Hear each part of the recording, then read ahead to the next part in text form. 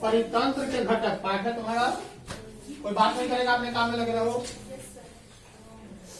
किसी जीव के आसपास फैले जैव और अजैव कारक जो उसे प्रभावित करता है क्या कहलाता है?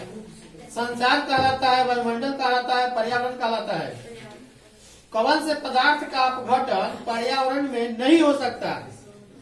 पर्यावरण तो सभी चीजों को सरा गला देता है, लेकिन कोई ऐसा चीज है जिसको सराया गलाया नहीं जा सकता है? इस धरती पर कोई ऐसा चीज है जिसको सराया गलाया नहीं जाता है? प्लास्टिक एक ऐसा चीज है जिसको सराया गलाया नहीं जाता, इसीलिए कहा जाता है कि प्लास्टिक का प्रयोग कम कर दो।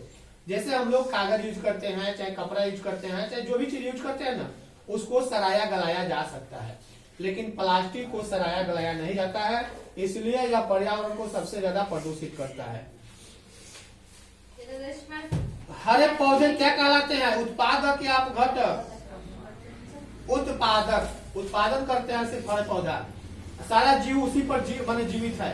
अब कहोगे कि सर बाघ तो मांस खाता है, तो कैसे हरे पौधा पर जीवित है? तो बता दे कि मांस तो खाता है, लेकिन वह मांस खाने वाला, जिस जीव का मांस खाता है, वह कहीं घास खाता है।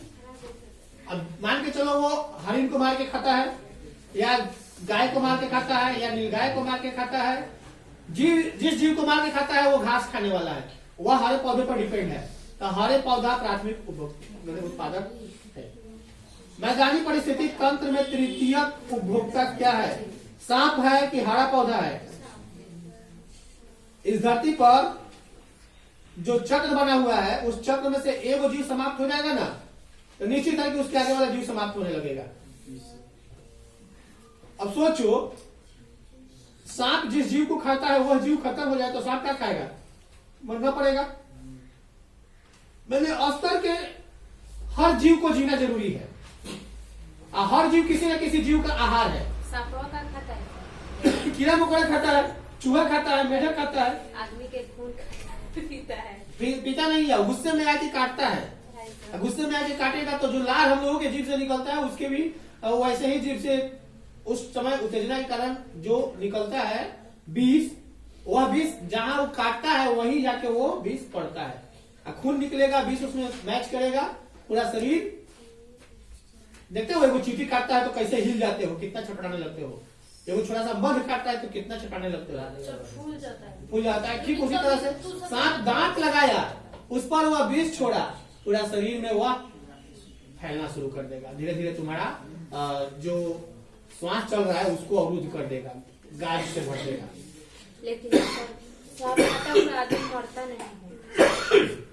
गाज भर जाता है, सांस धीरे एकदम धीमी गति से हो जाता है। इसीलिए कहा जाता है कि घी पिला दो, केरोसिन तेल पिला दो, गाज बनने ही नहीं देगा, बनने ही नहीं देगा गाज। हम लोग बचपन में जाते थे केरोसिन तेल लाने के लिए, डिब्बा ड्राम में से निकालने के लिए खींचते थे मुंह से, कतना पी लेते थे। पता था लोग कि पी लिए तो पेट साफ हो गया, सारा जीव मर जाएगा पेट में का, सारा कीड़ा मर जाएगा।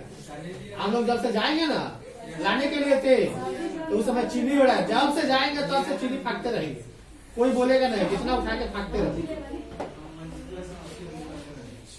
आज जाओ ना, एक मुट्ठी तक दुकान में से उठा के फाँको ना, दुकान में जाते हो तो एक मुट्ठी उठा के फाँक सकते हो नहीं। सूर्य के विकिरण ऊर्जा का ग्रहण किस परिस्थितिक तंत्र में किसके द्वारा किया जाता है जी? उत्पादक के द्वारा कि उपभोक्ता के द्वारा? कृमि परिस्थिति का उदाहरण है, कृत्रिम है। कृत्रिम परिस्थिति का उदाहरण क्या है? कृमि कृषि भूमि है, मरुस्थल है, कृषि भूमि है। प्राथमिक उपभोक्ता को मांसाहारी कहा जाता है कि शाकाहारी कहा जाता है? जो पेड़ पौधा खाता है वो शाकाहारी है, मांसाहारी नहीं है।